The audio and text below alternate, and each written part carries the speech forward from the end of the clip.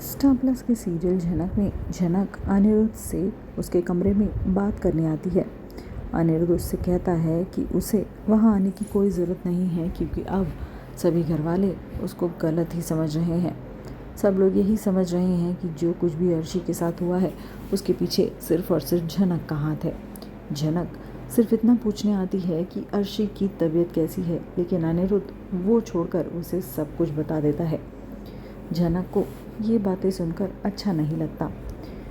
दरअसल हुआ कुछ यूँ था कि शादी के दौरान ही फेरों के दौरान एक हादसा हो जाता है जिसमें अर्शी की साड़ी में आग लग जाती है।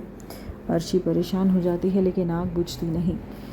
कुछ समझ नहीं आता कि अचानक से ये आग कैसे लगी, लेकिन उसकी साड़ी में आग की लपटें हो जाती हैं।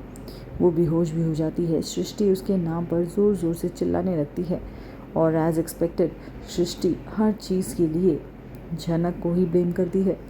वो कहती है कि झनक की वजह से ही ये सब कुछ हुआ है, झनक की वजह से ही अर्शी की ये हालत है और अर्शी की साड़ी में आग लगी है।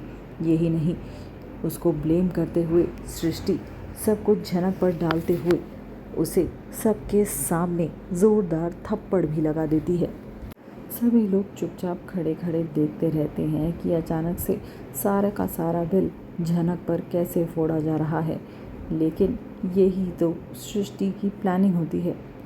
कुछ भी बुरा हुआ उसके लिए सीधा झनक को ब्लेम कर दो और बेचारी सीधी सादी झनक अपने लिए कभी आवाज़ भी नहीं उठाती।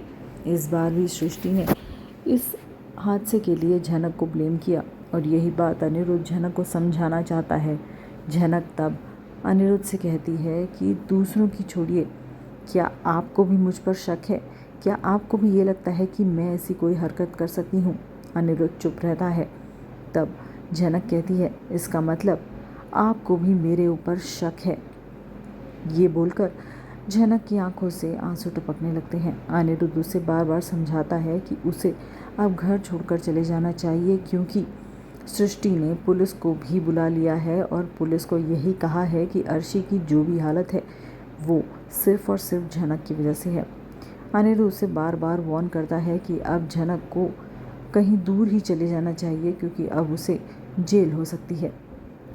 आपको क्या लगता है, इतने बड़े षड्यंत्र के पीछे आखिर किसका हाथ हो सकता है, या फिर ये महज एक हादसा है?